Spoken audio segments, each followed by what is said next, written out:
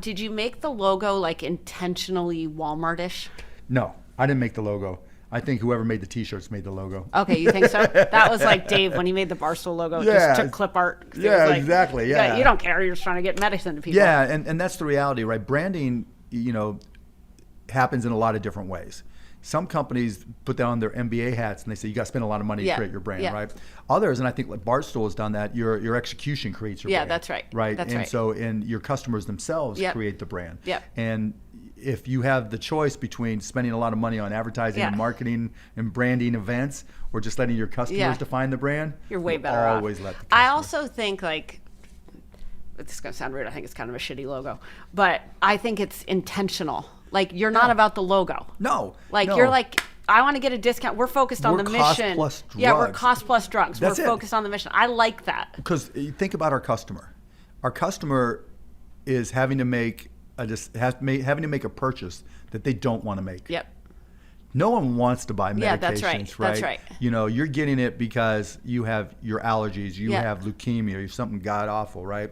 And you're having to spend some percentage of your income that you don't want to spend. And that you perhaps did not plan for. Of course, nobody plans for that shit, that's right? And so you get the idea that you're going to save more money opens up the rest of your life. Yeah, completely. And so it's the value you get and what you can spend those extra dollars on. That's right. That defines our brand. Or the years of your life. Yeah. You are. I think if you had a big frilly brand with a lot of advertising, people wouldn't trust you. I agree. And that, again, that's why I put my name on that. it. Right? Because, and we try to be responsive to everybody on social media. So you'll see me do my Twitter search for Cost Plus Drugs or LinkedIn or Facebook or whatever, and I'll respond directly. Or I'll retweet it, because being organic, being honest, and just executing and getting results for your customer, that's the best way to define any company. And, to have a company where you'll never have to spend a nickel on advertising. It's incredible. That's a great business. That's the best way ever, I hope your offices are like kind of drab and they're like dumps. plain and like shitty cubes. All my companies have always. I love that. All my companies have always had dumpy dumpy offices. It's great. I think when you don't have a dumpy, if you walk into a place with a nice office, like, this is what drives me nuts. Like, there's all these companies in sports trying to appeal to women, right? And like, the problem with women and sports in general is that you don't have enough audience to make enough money, and it doesn't work. But the like branding is insane, and I'm like, why the fuck are you spending so much time on the branding? Like, get a consumer.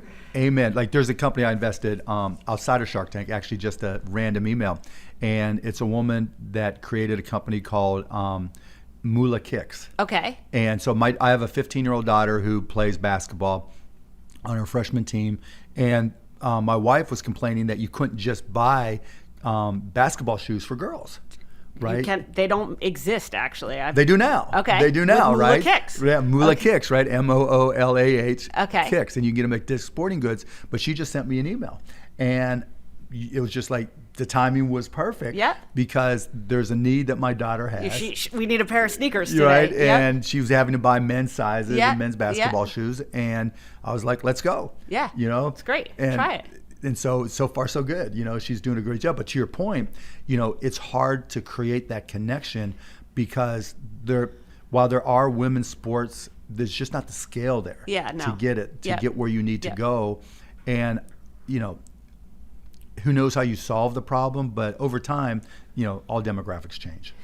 I think all demographics change. The other thing I think about, like, I like that, like, I think about the sneaker business in general, and there has been a lot of, I guess, innovation. It's really brand and price, I guess I would say, and distribution. But I think the hard thing about women's sports in general is that, like, I'll give you an example. There was an article last week about a sports bar in Oregon it's called the Sports Bra. Okay, it's called the Sports Bra, and they only run women's sports. I'm like, that bar is a disaster. Nobody's fucking going to that bar. They're not, because who's paying to watch sports is men. So it's like, let's make women's athletics appealing to men, and then you get enough scale that you can build a business. Yeah, and trying to find that, right? Because that's one of those situations where finding equilibrium is almost impossible. Yeah, that's right. And the ones that can solve it are the winners. Yeah. And the ones that just either play to stereotypes or just ignore the facts lose. Yeah, that's right. Because it's hard, and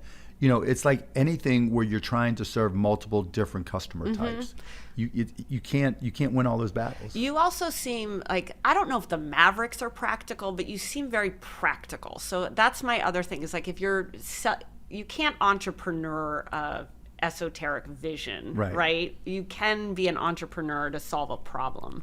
Like, how do you think about that in your philosophy? I try to look, what am I trying to do? Yeah. What's the goal? Right? Sometimes the goal is just to fuck things up. Yeah. You know, like the pharmacy companies. That the goal was to solve the problem for low cost and enjoy the moment of destroying people who've created this problem. Correct. Right? Yeah. Other companies I've started have been to solve a specific problem. Like, you know, in the mid 90s when nobody knew what streaming was, we started the first streaming company, and it was simply because my college buddy from Indiana, Todd Wagner, had come to me and said, you know, there's got to be a way we can use this new internet thing to listen to Indiana basketball.